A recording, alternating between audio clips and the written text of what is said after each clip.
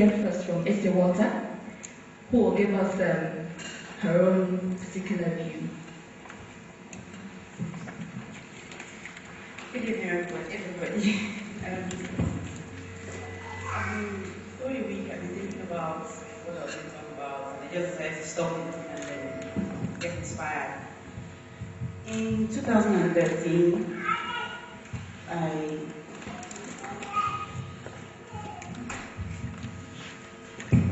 in August 2013, I don't know what possessed me, but I wrote this blog about a relationship I had with my pastor at the time. And I'm starting out the story from there because it's the most embarrassing story in my life, so I want to get it out of the way. And then, after the blog, a lot of things happened. Somehow in January of the following year, my friend asked me to marry him. Now, I knew I didn't want to get married.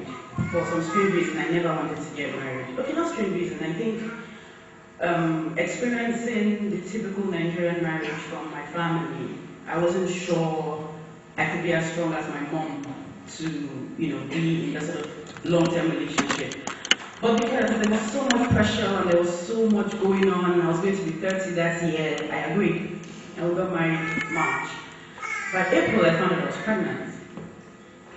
I started thinking about whether I was ready to have a baby, if it was okay to abort the baby, if I wanted to be with this person who I was pregnant and married to.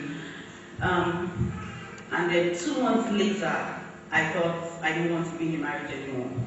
And like joy, I went to my mom, and I said to my mom, I don't think, I made a mistake, I don't think I want to be in this marriage. I think, I just want to come back home, have this baby, and there are a lot of single mothers all over the place taking care of their babies, so I'll just be one of them. And not that I was crazy, obviously. And 5 months into my pregnancy, I left the country. And I left the country not just to have a baby, but to be away. And I thought if I stayed away long enough, somehow the marriage would be over and everybody would move on. But somehow I came back with my baby the following year. And by then, I was emotionally gone from the marriage. So I was just going through the motions, waking up, breastfeeding, having some kind of talk with the husband, and I was really, really detached and saving. I was saving money, planning for when I was planning to leave, so I didn't take care of my son and take care of myself. And I didn't know at the time that most of that was from my own insecurity. Most of that was from, the trust issue. We spoke about trust issues. I came into the marriage with a lot of trust issues. Before the marriage, I used to be in relationships with a lot of trust issues.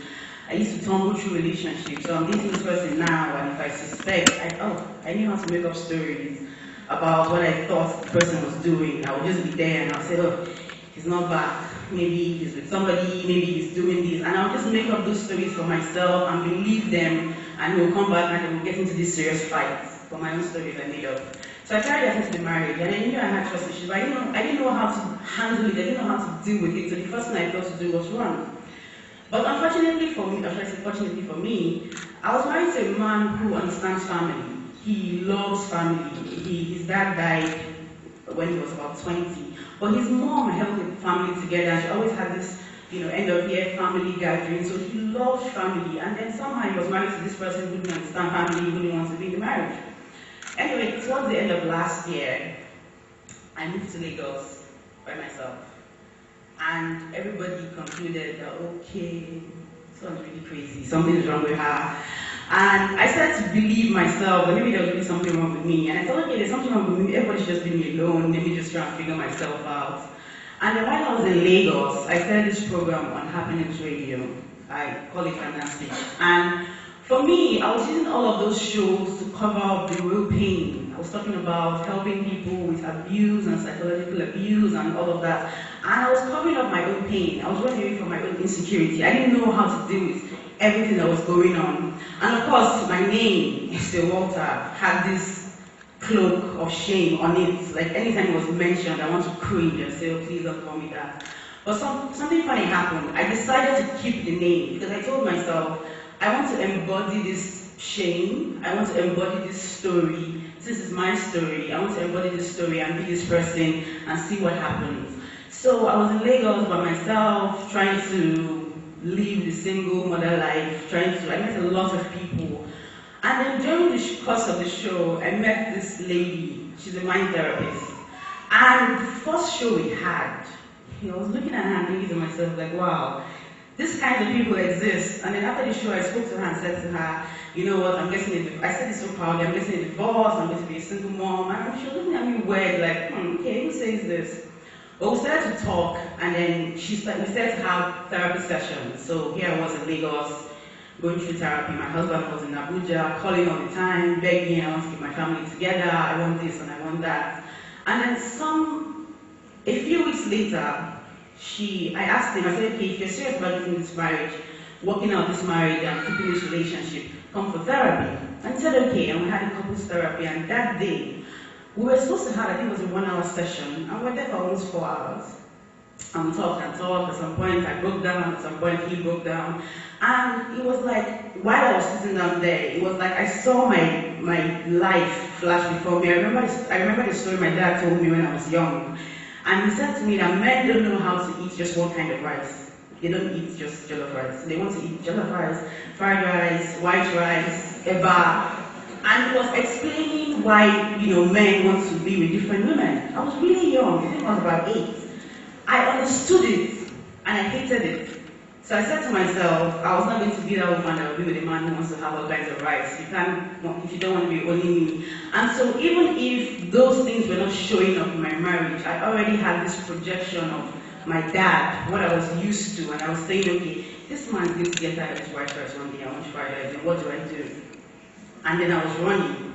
But during therapy, I was able to come to that point where I realized that this husband of mine is not my father. We have this saying, all men cheat. I mean, it's interesting to say, but it's not true. I'm not even cheating, not two human beings are the same. So what happened for me was that I started this journey of digging up all of the things I was trying to run away from. I wrote a book, and in that book, I talked a lot about, what had happened. I talked about the affair relationship with the pastor. I talked about my dad. I talked about my mom. I talked about all the relationships I've been in. It was a very angry book. And then when I sent it out, the publishers wrote me back and said to me, there are lots of issues, libel issues in this book, we can't publish it. And I was really upset. For 2 days, I didn't know what to do. I just sat there looking at the book and beating myself, like, what did it mean? Okay, I'm going to look for a Nigerian author who wouldn't mind.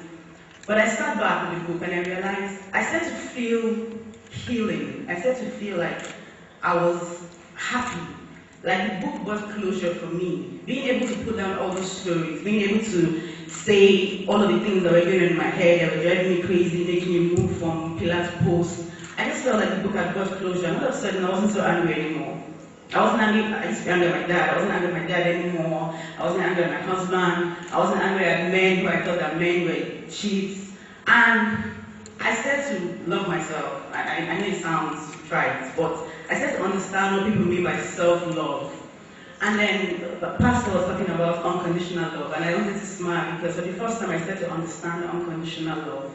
To the point where, when my husband and I started to work things out, I looked at him one day. I didn't say this to him, and I'm sure he's hearing it for the first time. And I just told myself, I'm going to love this man. I'm not going to expect anything. I had the late Miles Monroe talk about love in marriage, and he said it's the agape kind, where you love the person without expectation. I attended a program in London one time called Landmark Forum, and the moderator talked about when he was giving his vow during his marriage, and he said, he quoted the vow to us, and he said he told his partner, I'm going to love you. You are going to enjoy your life because you are in my life. I'm not going to expect anything from you. You don't have to do anything.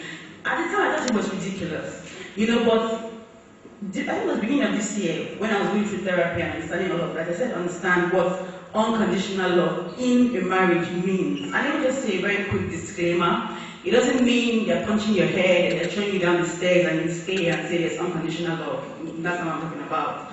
But for me, I got to that place, and I'm happy I got to that place by myself, where I was able to say, I'm going to love this person because I love this person, not because of anything he's going to do or not do. And yes, in this period, there's been times that we go to work, we just, enter Lagos with our child, and we'll go to work and I'll be in the hotel and I'll be thinking, He has closed though.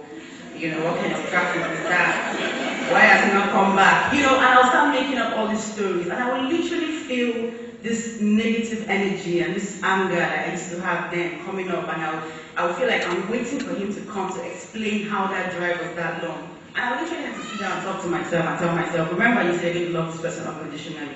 And you're making up stories. These stories are not real. You're making them up and you need to quit. I still do that until today. I know one day I'll be totally healed. But I'm happy to say I'm in a place now where I love myself, first and foremost, and then I love my husband. I don't love him because he loves me. I'm not loving him for what he can do for me. And I was saying after the event, for anybody that knows the name, I'm dropping Walter. I am Mrs. Ese Ark, y'all.